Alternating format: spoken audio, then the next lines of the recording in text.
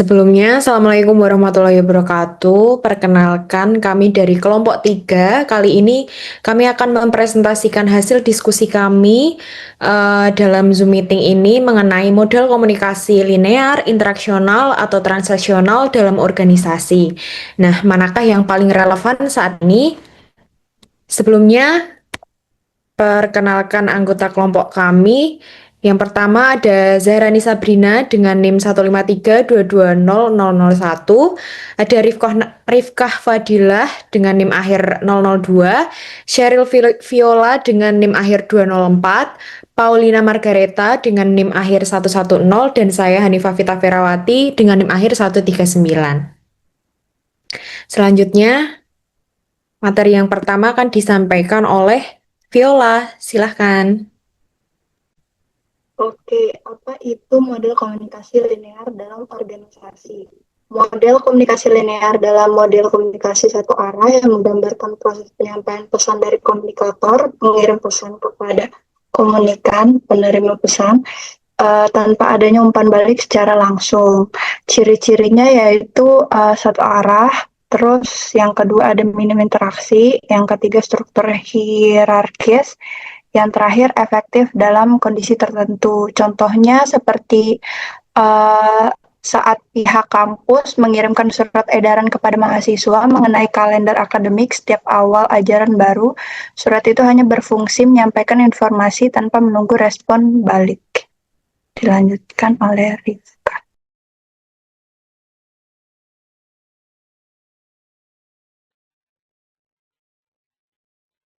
Selanjutnya itu adalah model komunikasi interaksional. Model komunikasi interaksional dalam organisasi adalah sebuah proses komunikasi dua arah, di mana pengirim dan penerima pesan saling bergantian menyampaikan pesan dan memberikan feedback atau umpan balik. Model ini pertama kali diperkenalkan oleh Wilbur Schramm pada tahun 1945. Memperkenalkan konsep penting seperti field of experience, yaitu latar belakang bagaimana latar belakang pengalaman yang dimiliki masing-masing pihak yang bisa mengaruhi bagaimana pesan dipahami. Di sini itu ada bagan gimana cara komunikasi interaksional itu bekerja. Jadi yang pertama itu ada information source. Ini merupakan pihak pertama saling menganiasi komunikasi, bisa berupa orang, organisasi, bahkan sistem. Terus itu ada transmitter, pengirim atau pemancar. Di sini itu pesan diubah menjadi sinyal yang bisa dikirim, misalnya melalui kata-kata, tulisan atau gestur. Terus yang ketiga itu ada signal atau sinyal yang dikirim dan diterima. Ini merupakan bentuk konkret dari pesan yang disampaikan, bisa terdistorsi. Contohnya itu email diketik lalu dikirim. Terus yang keempat itu ada receiver, penerima. Pihak yang menerima sinyal atau pesan dan mencoba memahami makna di balik pesan tersebut. Contohnya itu anggota tim yang membaca email dari manajernya.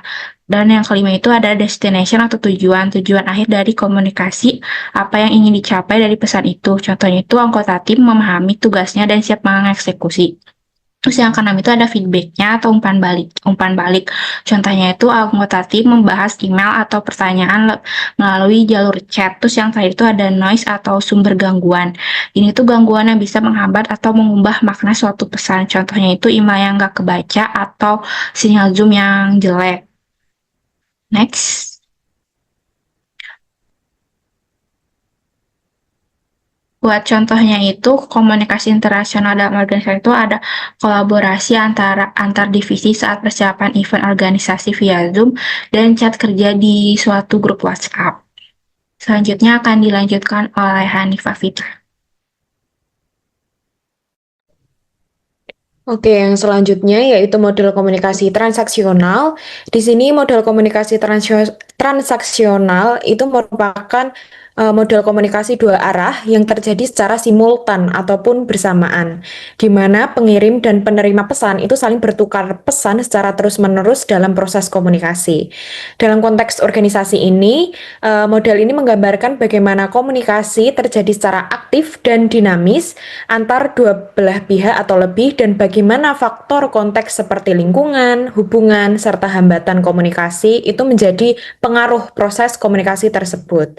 Nah, dalam model komunikasi transaksional ini terdapat karakteristik dari model komunikasi transaksional yang pertama yaitu dua arah dan simultan.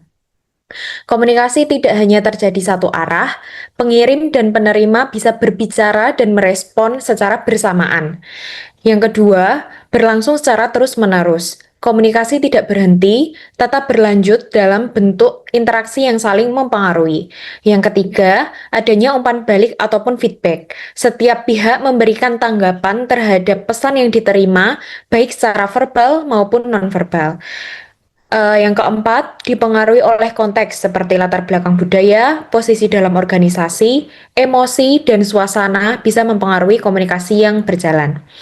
Lanjut yang terakhir yaitu gangguan atau noise, bisa berupa gangguan fisik, psikologis, atau semantik yang mempengaruhi penyampaian dan penerimaan pesan.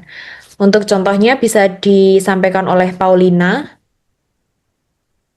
Oke, jadi untuk contoh dari model komunikasi transaksional ini bisa kita ambil case atau studi dari bagaimana sebuah divisi-divisi itu mengkoordinasikan kampanye produk. Misal, manajer marketingnya menyampaikan ide bahwa mereka itu harus fokus ke Instagram dan TikTok. Kemudian tim digital marketingnya menanggapi mereka setuju dan mereka juga mengusulkan YouTube Shorts karena tren engagement-nya yang naik. Lalu tim konten memberi respon soal kebutuhan waktu produksi, lalu manajer marketingnya juga lanjut koordinasi ke desain soal kesiapan mereka. Lalu tim desainnya juga menyampaikan apa aja kendala prioritas proyek lain. Akhirnya dicapai keputusan bersama, yaitu konten YouTube Shorts tetap dibuat, tetapi dijadwalkan minggu kedua setelah peluncuran.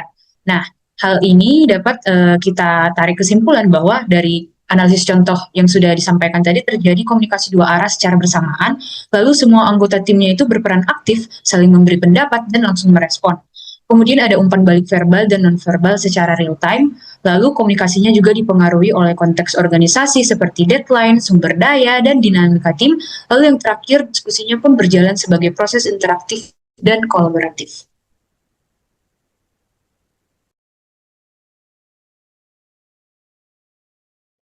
Oke, lanjut.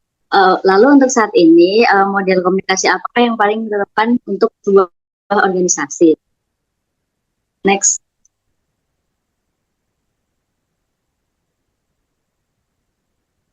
Nah, jadi di dalam organisasi sekarang itu, model komunikasi transaksional dianggap yang paling relevan karena proses komunikasi berlangsung secara simultan dan dinamis. Pada model ini, setiap anggota organisasi tidak hanya berperan sebagai pengirim pesan, tetapi juga sebagai penerima yang memberikan umpan balik secara langsung dan terus-menerus. Nah, situasi seperti ini memungkinkan terjadinya pertukaran informasi yang efektif dan pemahaman bersama yang lebih mendalam. Berbeda dengan model linear yang hanya mengalirkan satu arah respon, serta model interaksional yang hanya memberikan umpan balik secara bergantian dan tidak simultan, model transaksional memungkinkan komunikasi yang lebih cepat dan responsif. Dengan demikian, organisasi dapat lebih mudah beradaptasi dan mengambil keputusan secara kolektif dalam menghadapi rintangan dan tantangan dalam perubahan lingkungan.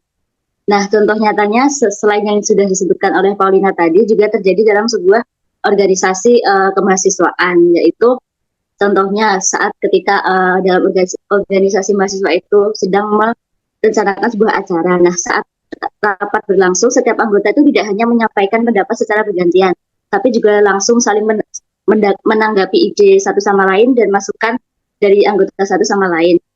Terus ini tuh menjadi proses komunikasi berlangsung secara simultan dan interaktif, memungkinkan pemahaman yang lebih cepat dan solusi yang lebih tepat. Berbeda dengan model linear yang hanya satu arah tadi dan juga interaksional yang hanya beradaptasi, yang hanya mengandalkan umpan balik dari penerima seperti itu.